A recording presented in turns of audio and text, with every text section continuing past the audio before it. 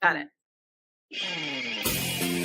Welcome to NC Political Tea, the show where North Carolina's political scene gets served piping hot, grassroots style. We're here to shake up the status quo with unapologetically conservative takes and a whole lot of Southern charm.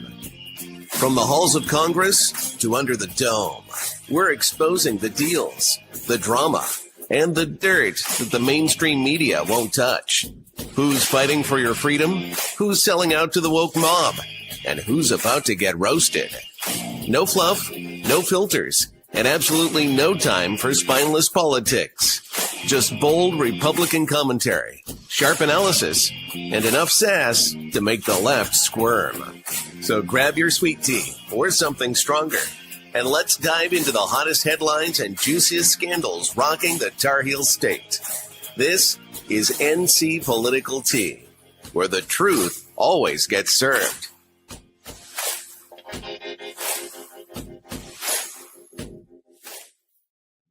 Big bet. The state of North Carolina has gone a little too far. A new state bill says they can issue a license to eligible international medical graduates with no residency, either from the U.S., home country, or anywhere in the world, and without any USMLE exams. I read this bill extensively, and I'm going to share what this bill says so you know who is eligible for this, and let's do this together. Okay. So we broke up a very important story last week. And it was about some provisions that are in a bill, House Bill 67. A law now. That actually passed. So I'm going to play a little bit of our show from last week and let you guys be the judge of it. Watch this. I think we're gonna dilute good health care. They don't have the same standards that we do.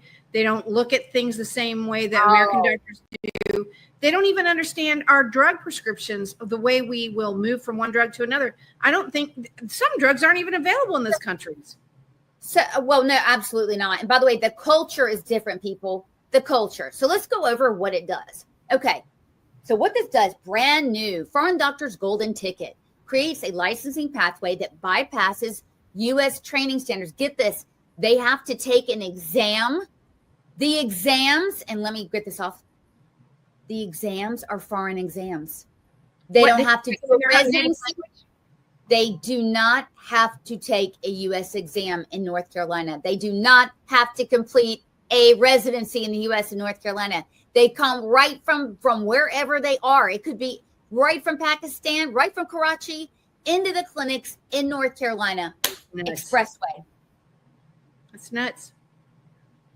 So that's number one. And they go to the head of the line. They go before Americans.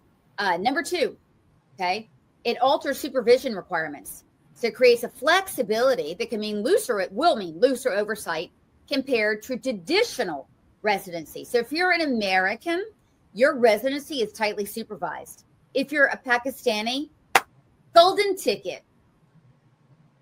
So you're telling me that a nurse practitioner would have more oversight than a foreigner who didn't go to medical school, and the nurse practitioner went to school here in America.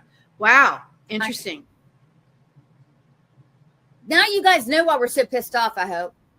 Okay, and I continue. Expands eligible practice locations. Let me tell you how this fits.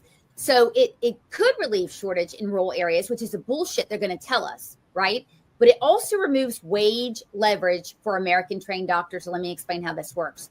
Let's say that you went to ECU, right? You want to practice in the area. You get an extra, signing bonus, or they will pay off your school debt to practice in a rural area.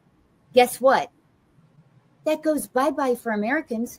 Why do they need to? What's the incentive to do that? Don't need to pay that anymore. So what they're doing is they're saying, okay, economically strained rural areas, we don't give a shit about you. That's what they're saying. These are Republicans that we told you that this was a problem. And, this doctor that we showed you beforehand, this was done, Margot, like a week before we got a hold of it. Yeah. What I think was interesting is I was very much in favor of the bill in the original format.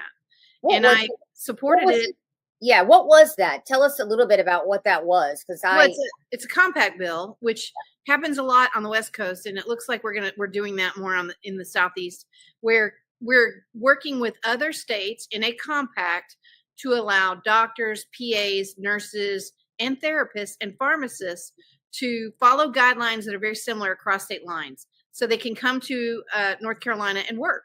And some provisions need to be made for certain positions, and that includes physicians, DOs, PAs, pharmacists, therapists, social workers. All of these people are touched in the medical profession.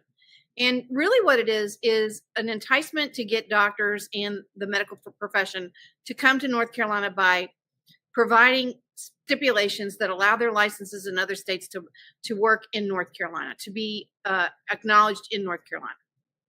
Well, that makes sense, because if you're living in New York right now and you're staring down the barrel of having to work there when Mondani gets into office, right?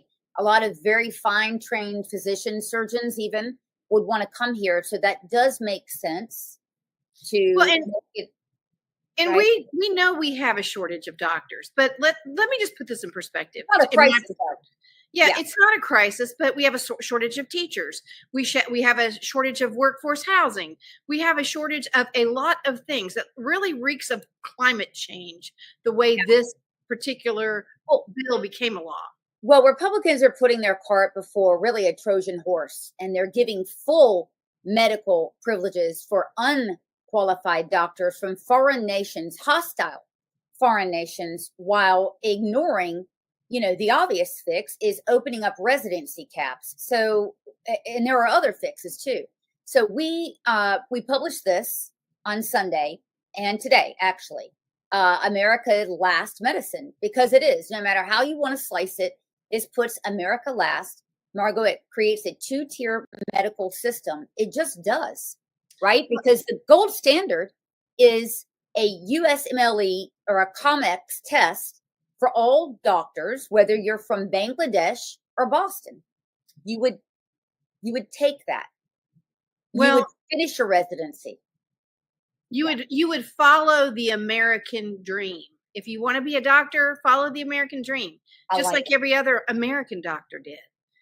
And here's the part, it's not just a double standard in the way you're speaking of it. It's a double standard for rural versus urban America, and specifically North Carolina.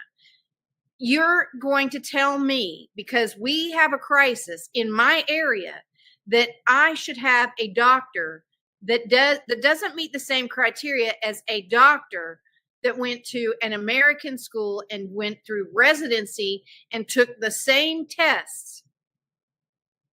Well, and now they're trying to spin, guys, and we're going to show you that spin. Now they're trying to spin and say that we're not right, which is exactly the wrong response.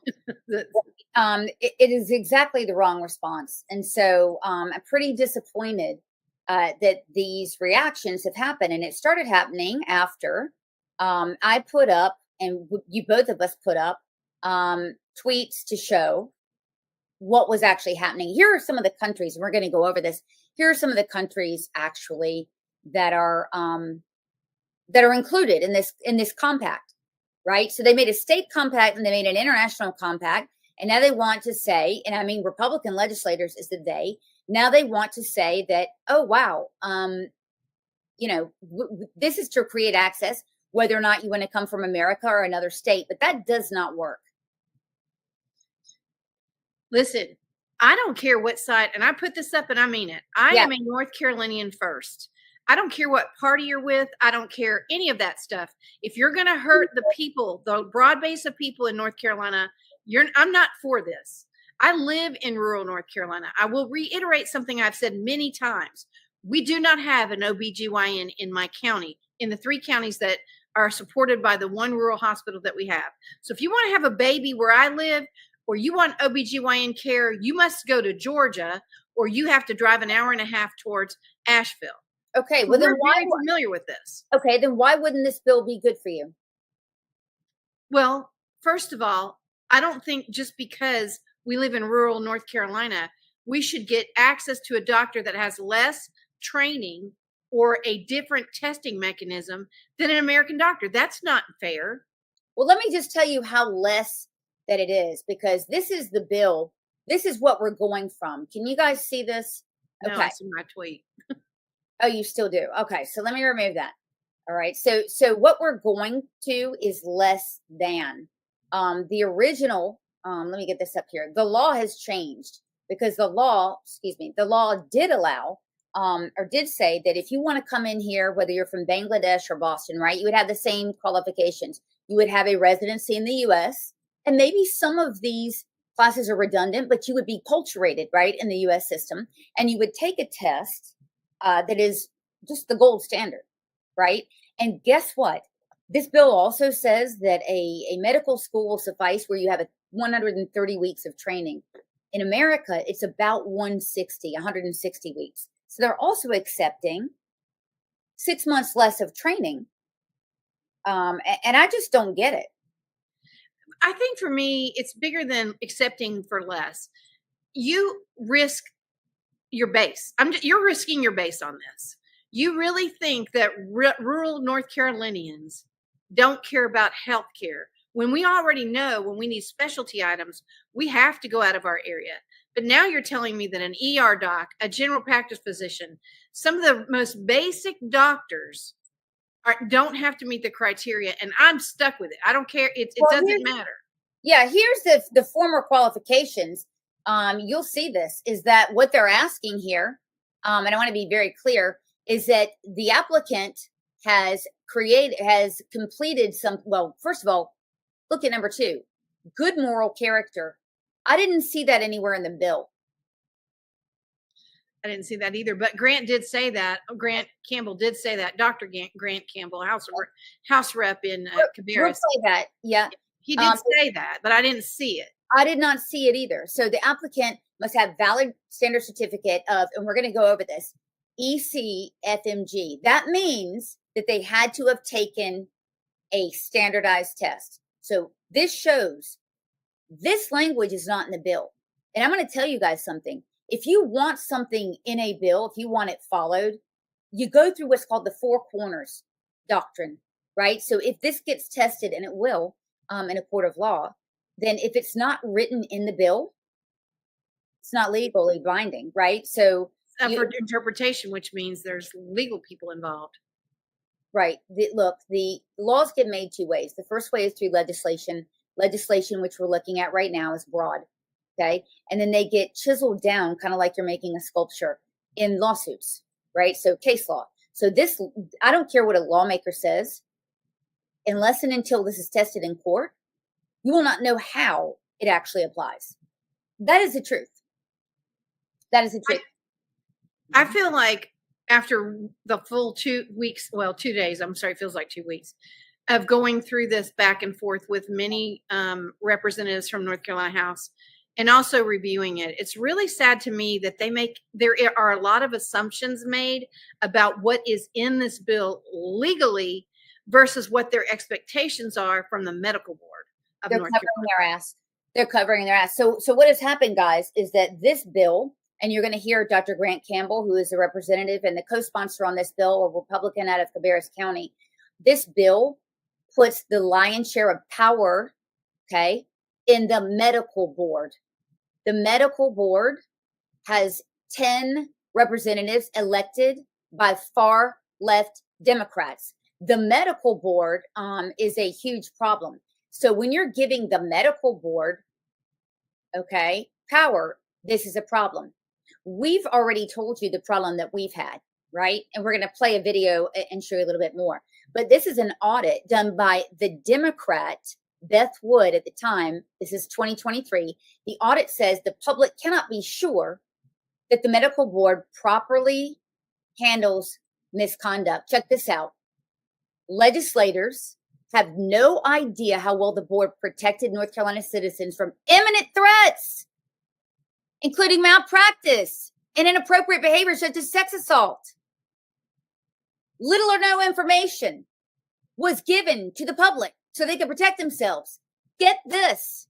The board allowed, after arrest and criminal conviction, doctors to keep their license, indecent exposure, sexually assaulting a patient and being convicted of assaulting a female. This is insane. This is what Republicans are telling us is the body who will decide if there's a test, whatever, and how well these doctors do, and if they should be removed from the program. Well, and I think another piece of this is the discretionary piece, which is really what we know that the medical board will do is use their discretion. I'm really concerned that we let's be honest, these are a bunch of Democrat radical doctors for the most part who are appointed by either Roy Cooper from the past or Josh Stein from the present. Very few conservatives on that board. Most of them are two, and they're not really actually conservative. Right. One of them is a healthcare lobbyist, and the other one owns a coffee shop. Well, here's the other part of it. This is really, I'm going to say the quiet part out loud. This is DEI being shoved down our throat for Medicaid. That's what it is. Well, it's going to have the very worst outcomes. Look, I have no problem with black and brown and under with being given a step up and given every bit of help they can to get through medical school, including paying for it, tutoring, whatever. That I'm all on board for. I am not on board with making second-class medicine for who these lawmakers deem is second-class citizens. I'm not, because I'm getting ready to show you. When I say second-class medicine, I think you're really going to get a flavor of what that means when I show you the countries. Okay, you have to double-click on all this. We've taken the time to do that. The countries that are involved in this pact. Okay. By the way, the countries not only that are involved, Margot, but the testing that you're about to hear from Grant, you're about to hear about testing he's going to put up, okay? The testing that you're going to hear are medical tests and exams that come from these countries. I just want to say I'm going to continue to reiterate this. It's not just a tiered system for the medical students in America. It's a tiered system for rural North Carolina, which pulls through every time for these Republicans. Yes, every time. They sold out American doctors and patients. So Bangladesh, these are right from their sources, the medical schools that they're allowing. Okay. All right. China. Now, do you think that the CCP would lie and say someone's a doctor to get access to our military people at the VA? Yes. Or in the surrounding areas, Cape Fear Hospital, maybe, Vidant Hospital. Yes. All of these from China, right? Okay. Now let's get into it. Egypt. Do you know how they treat Christians in Egypt? It ain't good. Women. It's not good. Okay. India. Girls. Absolutely. India, by the way, has its own. Iran. Why are doctors from Iran going to be given a golden ticket to practice here in America without the same training and the same residency requirement? This is obscene. And oh, by the way, I want to tell you one thing. If legislators look at you after the fact and say, oh, those countries won't be allowed to come here. That's a lie. If it's not written in the bill, that is not legally binding. Whatever they say, they are going to try to, they've already said that we're a liar, right? They've already said that. The text of the bill doesn't lie. All right. So let me go on. Iran is here. That's deeply problematic. Japan, I don't find as problem. Jordan is a huge problem. Libya, for God's sakes. Malaysia. Okay. Pakistan. We already have a Pakistani doctor in rural North Carolina who tells us that Christians suck. Pakistan, the rape gangs in the UK, Pakistanis. How are they going to treat children and girls? How are they going to treat a woman that comes in from being raped? I mean, they're not even having time to acculturate. This is Sudan, Syria, Sudan, Turkey, another one, and Palestine, Oh, really? Gaza, doctors from Gaza. So whatever they tell you, they can sit here and say, oh, doctors from hostile nations will not be able to come here. If they get offered a job, okay, and it's going to go through the medical board. Now, the medical board won't reject them, DEI aficionados, number one. But number two, if they don't have a test, a unified test upon which to make that decision, they're going to make it based on where they're from, and that would be discriminatory. So the one thing they could have done is kept the test, but we're way past that now. I think there's more discriminatory pieces to this. You know, in business, you cannot offer a position and have two standards of criteria to evaluate or hire. That is an EEOC violation. That's just flat. And that EEOC violation is the gateway to a lawsuit, a federal lawsuit. Well, I'm not a lawyer. I don't know about that, but it definitely feels like requiring, Americans to spend, hundreds of thousands of dollars on their education and then their test and then board certifications. In this bill, it has nothing about board certification. So if you're talking about an OBGYN, that means, are they board certified and do they do continuing education? It isn't spelled out in the bill. If it isn't spelled out, whatever they tell you now is bullshit. Well, I think I'm going to give you what I think they think. I believe they think that using the standards the North Carolina Medical Board has is the gold standard. The challenge with there you go. It's not. The rest, I want to tell you, the rest of the country, I'm going to make this really clear, uses the federal standard of the testing. Florida, has a probationary period. I believe they have either watered down or eliminate the requirement for residency. I don't like that, but they have very close supervision on that. Number one, they do not give them just a permanent license. I'll explain that in a second. And they require the test. We don't even know if they want to be here. So a doctor from Egypt, he doesn't even take the test. In other words, at least we have an indication that if you study for a test, you pay 10 grand to take the test, you take the test. You want to be here and practice in America. No, you can take the test in your own country, Sloan. No, I know that. I'm joking. Yeah, you can take the test in another country, which means you haven't lifted a finger to be a part of this system. You haven't earned it. True. You haven't earned it. You're being given it. We're being sold out. You saw the list. I didn't make up the list. Right? Or the requirements. I mean, that's pretty much it. And so again, allowing the medical board to do this is a real problem. We already told you about about this. Look, some doctors have weighed in on this. This is a complete betrayal of the people of North Carolina, who are now at greater risk of dying from incompetent and undertrained foreign doctors. Don't let this happen to you in your state. Another one. This law allows foreign trained doctors to obtain a license without completing U.S. residency. And by the way, these doctors read the bill also. The doctor that we put up ahead of time read the bill. And now we have some shysters trying to tell us that we're all wrong and they're right. It allows hospitals to hire FMGs and pay them less than U.S. trained or those who have a residency pass. And this doctor's warning, North Carolina is leading the way, and it's probably going to expand to other states. This is a no-go. This is an absolute no-go. Well, let's hear what Dr. Grant Campbell has to say. Okay, here's one.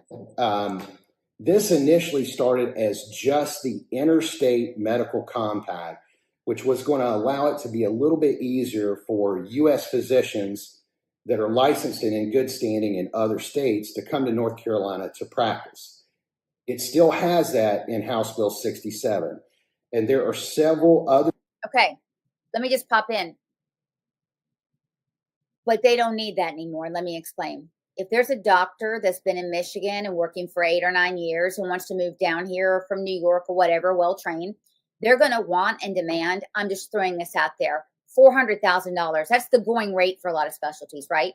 Okay. And so they're going to need hospital privileges and going to be at a hospital.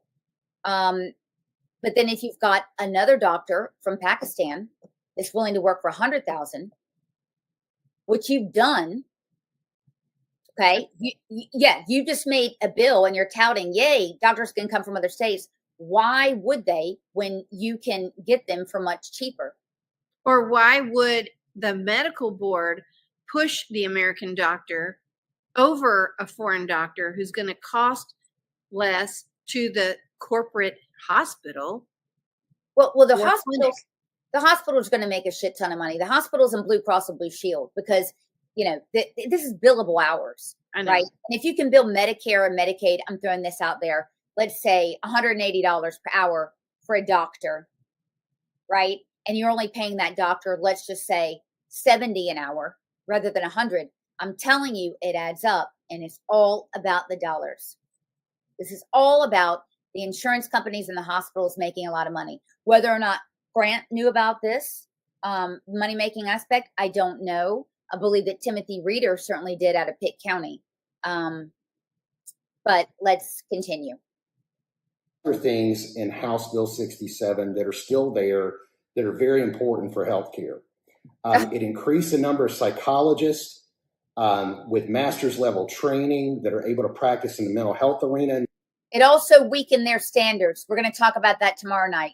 It also weakened their standards, but continue. North Carolina, it set guidelines for cooperative practice between physicians and physicians' assistants. We created a interstate PA compact as well, so that PAs that are in good standing from other states in the United States can come practice in North Carolina. And here's a question. Why not just stop there and see how it goes for 2 years? Right. And he talks about that. If you go on X and you listen to his 12-minute, which I encourage that. And I want to say this out loud. This is not an attack on Grant Campbell. I think he's reasonable. I think he's trying to do the right thing. I don't think he has. Music. He faced the music. I have a lot of respect. And what he's saying here, I don't know how you feel. I feel like it's fine. I feel like it could help with the healthcare supply. Right. Okay. But everything that happened with this international part ruined the entire bill. Easier. We improved access for flu testing and treatment for people in North Carolina. We set up collaboration agreements between pharmacists and physicians. We set up protections for workers in operating rooms from surgical smoke. We increased pathways for workforce in the mental health and substance abuse area. These are all American providers.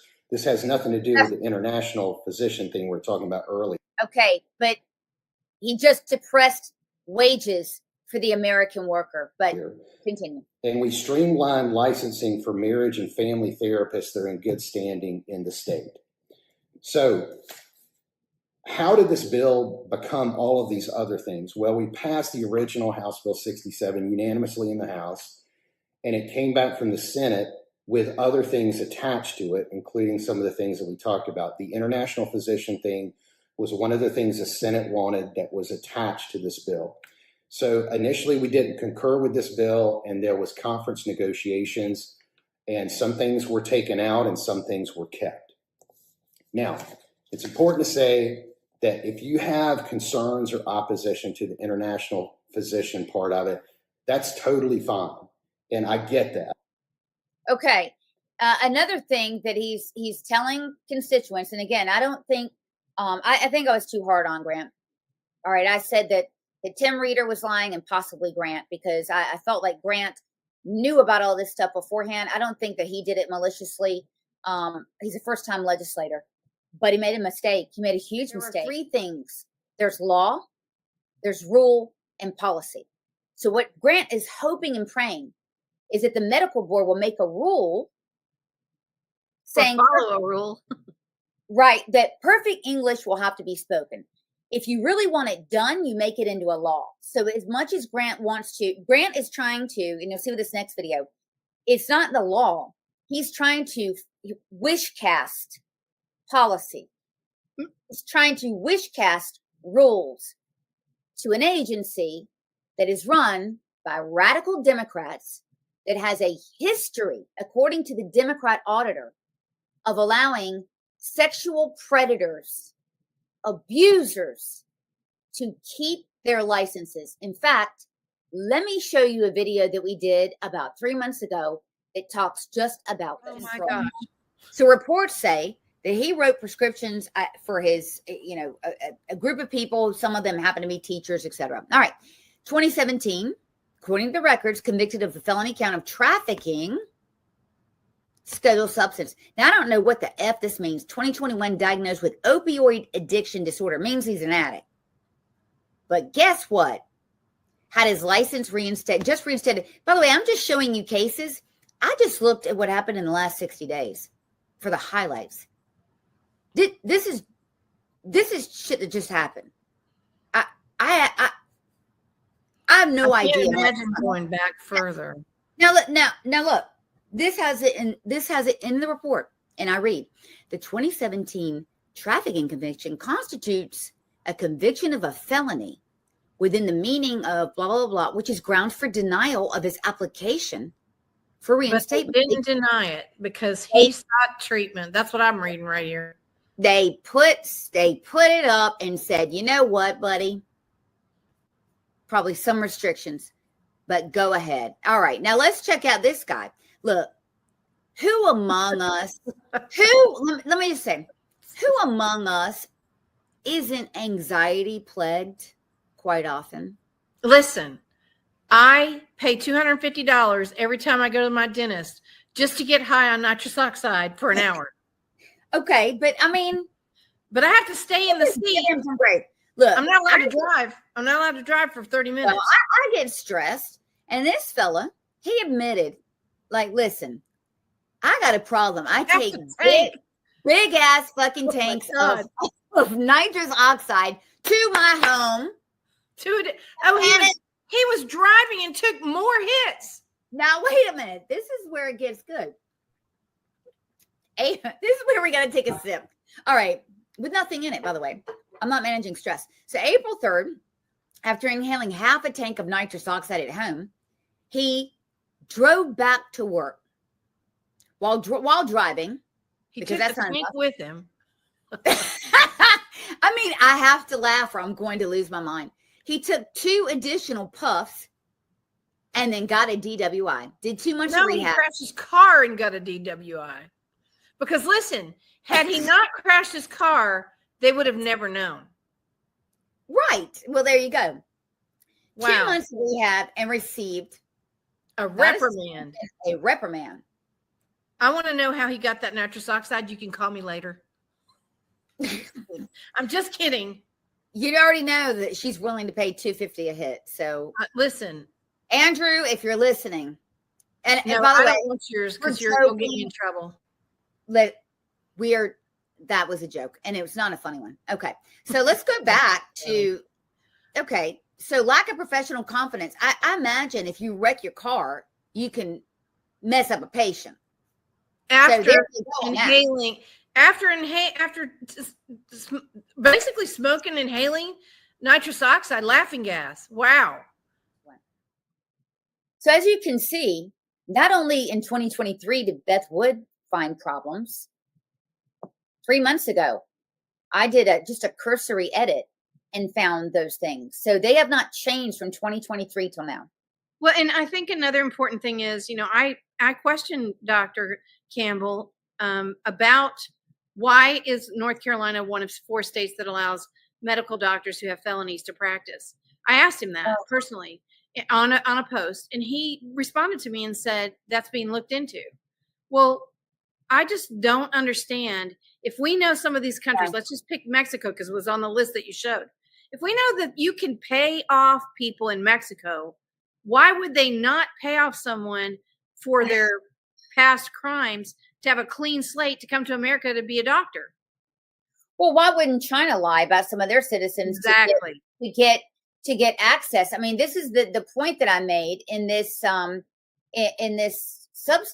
Okay, look, we're allowing human rights abusers to come in. This isn't me saying this. This is the Commission on International Religious Rights for Freedom saying this. This isn't me saying this. This is the liberal, Human Rights Watch saying this. Here are the Pakistani gangs. What happens when a little girl has been raped by a man? Are you going to report it? Are you going to treat him? How are you going to treat it? They have not been socialized into the American culture. The risk. We're home to Cherry Point, Fort Bragg, Camp Lejeune.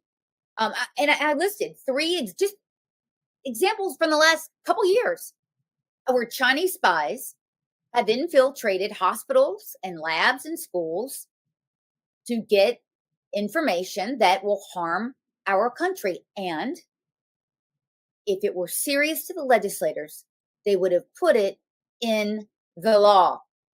Right. There's a big difference between what the law says and the intent of the law, which is not in the law. The intent of the law will be considered most legislative intent when there's a lawsuit. So let's say the lawsuit, I don't know for what, but the judge, when interpreting, because the judge will interpret the statute, will say, well, the intent of the law is to increase the amount of healthcare providers. The intent of the law wasn't to increase quality of the healthcare and providers. Exactly. There's not a damn thing in this bill that increases the quality of international health providers. Not a damn thing. Or the rural North Carolinians. It drops the bar. That is a fact. So, all these reps can run themselves around the ring pole about testing. I don't give a shit. It drops every single quality barrier. You saw the statute that I put up, the old one. That was for quality. So if a lawsuit came, the legislative intent, quality standards. Now, the only legislative intent is to flood the zone. And let me tell you something. They're going to tell you, oh my God, our hair's on fire. This is an emergency. Well, then why didn't you make it a 2-year temporary pass where they can't bring their families and they have to go right back? No. They made it permanent, Margot. Oh, so not only that, they made it a path to citizenship. Absolutely. They made it so that for 4 years, they get a full license, full privilege. They go to the head of the line for Americans. They are permanently flooding North Carolina with foreign doctors with far less training, right? And in 5 years, we may see, over half of our medical system full of them. That's what they did. Yeah. This isn't temporary, or they would have made the solution temporary. What they did was permanent, and they're not being honest about it. I think the most horrific part for me is to have them openly deny what we know is true. It's like, and it's very Democrat looking when you sit there and tell me that's not what's in there. Like I can't read. Just because I live in rural North Carolina doesn't mean I'm dumb. I'm telling you, they're gearing up. There's already been 2 bullshit fact check articles on our work. And the fact check articles actually reiterated what we were saying. So let's listen to the next half of Dr. Campbell's speech. Again, I admire him. He's the first one so far. The only one. The only one who has come out to explain his vote, how it happened. And that's worth something. International physicians come and practice in the state. Are there setups to make sure that we're doing this appropriately and bringing in competent physicians? The answer is no in the bill. We just told you that.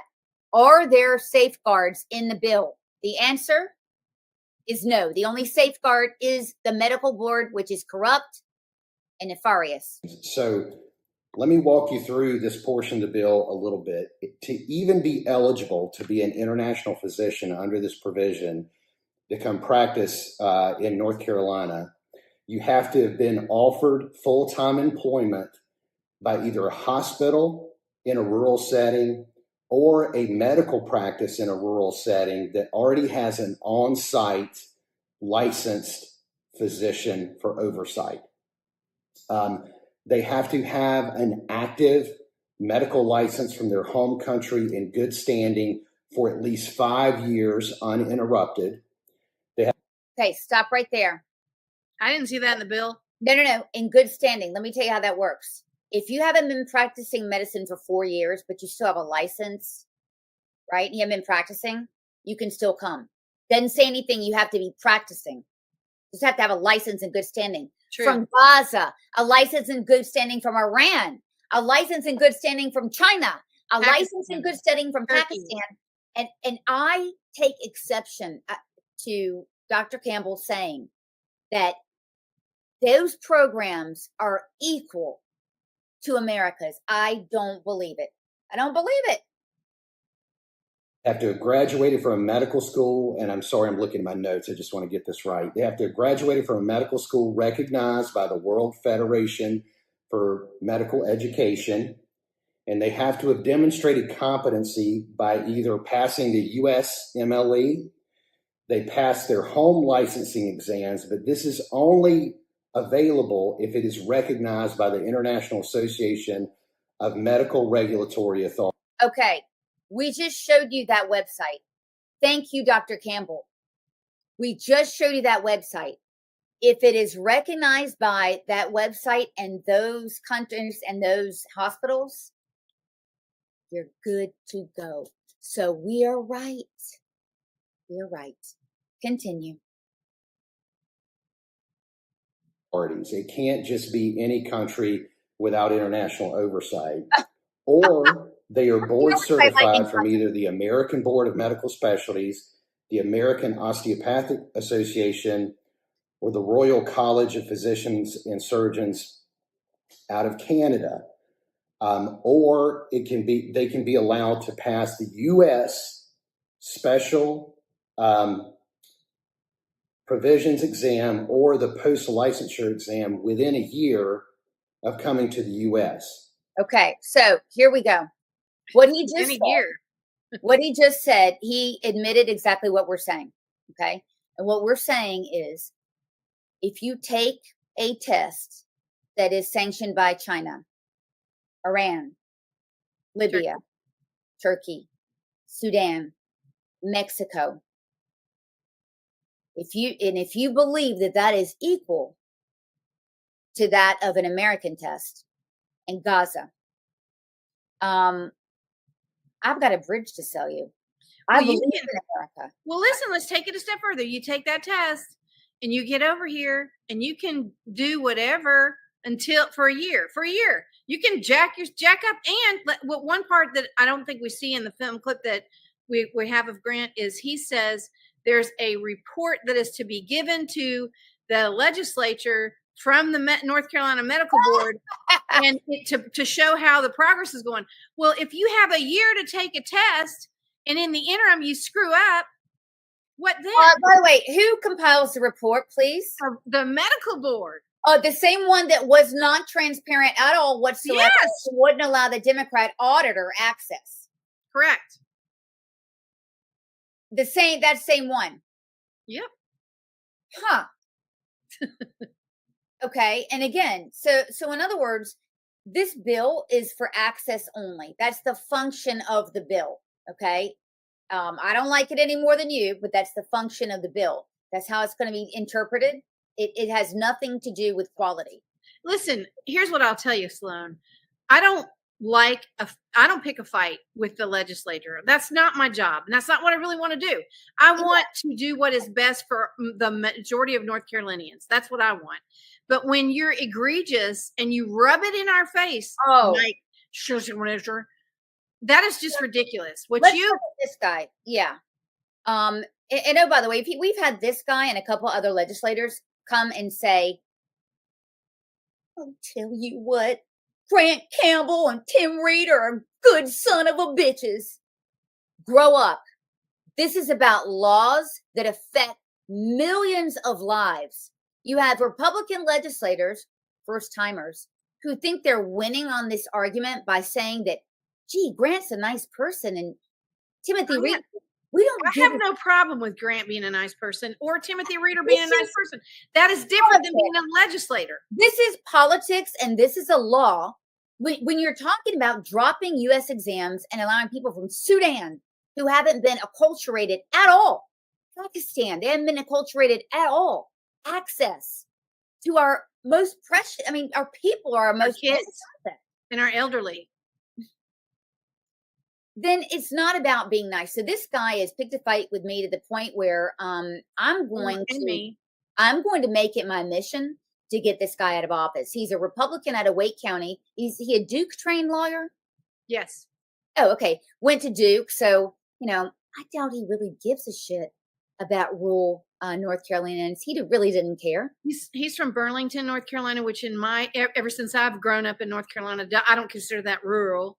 But here's the thing that bothers me is not only is he doing it, he's allowing his assistant to do it. And he tried to flex on me and you. And listen, Mikey. Yeah. You only get one of those because guess what? Call us a liar. I haven't even pulled out my TikTok audience yet, but I saved every one of your posts. He's made he thinks we need to talk about this because there's some incomplete information, outright misinformation about the bill. We have given zero misinformation, none, zero, zilch, nada. And we've got other doctors who have actually read the bill and who come to the same conclusion. Oh, by the way, here he goes. As for a lawyer, he likes to brag. When analyzing legal language, my lodestar is the text of a bill or statute. He's full of shit. This is a fact checker, and the link. Oh, he uses Carrie Donovan as a fact checker. Well, he's using someone that I sued, and I won and put her into bankruptcy. So he's using a person that is actually defamed me, was sued by her own mother, etc. Wait a minute, is she a journalist? No, well, she's a vile anti-Semite. So he's using a vile anti-Semite, said horrible things about Native Americans. He's using an outright racist. I digress. But anyway, your team, Mikey. Yeah, you picked your team. Good luck. So he's sitting here saying this, okay? And now he's making the argument that we have this bill that is a compact that allows doctors from different states and different countries to come in. The problem is, Mikey, when you're allowing doctors to come in from Bangladesh, okay, they're going to take maybe hundreds of thousands of dollars less than one from Michigan. So you're really canceling out your bill. Yeah, really, this is a big hoax. That's what it is. It's a big smoke and here's the big tell. When a lawyer who is a legislator wants to come after people, instead of pick up the phone and get my phone number or your phone number and say, let's have a chit chat, that's a big tell. Well, not only that, he's very haughty about this. Correct. Calling us a liar without citing facts. I mean, that is exactly what a lawyer is hated for, right? And then dummy account. Yeah, he's got a CCP lover and a woman that it really lived in China for years as his legislative assistant. They think it's funny to say that these are the Somalia doctors that are going to come in North Carolina. Sloan, you got to give me some leeway here. This is so arrogant. For this person, Lana, whatever her last name is. Lana Witt. Wait a minute. To make fun of rural North Carolinians, because that actually is happening. That has happened here. And let me just tell you a little story, Lana. My father was in the rural hospital here, and we had a hospitalist who was contracted to come in here. It took him 3 days, and he went through all the residency requirements to be a doctor, to understand that my father didn't have an allergy so we could get him to a hospital in Atlanta. So if you think that is funny, I think you're despicable. I think anyone making fun of this is despicable. And I think any rep that does anything less than what Grant did here, to his credit, who actually explains some of what they think is in the bill, is doing their voters an extreme discredit. But picking a fight with me, I'm in the same county, and picking a fight with you is very dumb. In fact, I have an announcement to make. I am resigning my position at the Wake County GOP. I'm a precinct chair, and I'm doing it so that I can make sure that Mike is taken out of office. I think what he has done is so reckless, so dangerous, so elitist, so wrong, that I think that Wake County deserves better leadership. And I think that the people in his county need to know that he is relying upon the word of an open racist and an anti-Semite to back up his legal argument. And then having propped up his legislative assistant who literally makes fun of rural North Carolinians. Yeah. That is disgusting. It is. It is sad that some Republicans are going to defend this. They're going to have to probably defend it during the election. But they want to start here and they want to make us the problem. Well, let me just say this to you, Sloan. Yeah. If you guys thought shrimp cake was a big deal, I know I had a lot to do with that. Sloan had a lot to do with that. We have the grassroots. You just wait until we get the grassroots involved Well, I in have taken rural some North kind of Carolina. office. Yeah. No, I've done it before. I will do it again, but I'm telling you, this is so serious that legislators who are making a mockery out of it and twisting the words, they need to be held responsible from any part. We would do it to Democrats. Look, if it's not in the bill, It's not whatever twisting that Mike or any other representative wants to do is a problem. You heard it from Dr. Campbell yourself, that if you have a certification from these countries, and I outlined it, then you'll be good to go. Well, you're not good to go. Not here. And next week, well, this week, I guess, because it's Sunday or Monday, whenever day it is, we're going to get some doctors on here to talk about this so that we can have really educated, since you think we're dumb, people tell you the same thing we're telling you. So we can say, I told you so. I've been called a lot of things, but dumb usually isn't one of them. Oh, I know. Well, I'm not dumb and you aren't either. No. And again, and the people aren't dumb, and they read this and they see what's going on. And it is a big deal, you guys. And so tomorrow night, we're going to stay on this. This is a very big story. We're going to stay on it. We expect that you're going to hear your Republican reps say a variety of things. You know, I've had a dozen now, actually, maybe more than a dozen reps tell me that they did not know that provision was in the bill. Absolutely same. Some very high up Republicans in the House, like top 3, have said that to me. But here's what I'll tell you. You picked the wrong girls, because you know why? I don't mind spending a little money putting out some text messages about how bad you are. Mailers too. I think I've already got 7 or 8 donors that don't like the attitude of passing a bill and then calling people stupid when they have pointed things out. That one little Somali clip from Mr. Mike Shizen's whatever's assistant, who we know that's his assistant. Yeah, of course. You're going to live to regret that one. Yeah. Well, we've got a job to do. Yes, so we do. Hopefully we have educated you guys a little bit more on this so that you can go out. What can you do? Here's the most frustrating thing, Margot. When people are asking me, I don't know what to do except for to vote in people that are going to make a law to reverse this. Well, and I think that is one thing you can do. You can voice your opinion about this law that passed to the Speaker of the House of North Carolina. You did not vote. You did not vote. You can absolutely voice your opinion. I can tell you something else.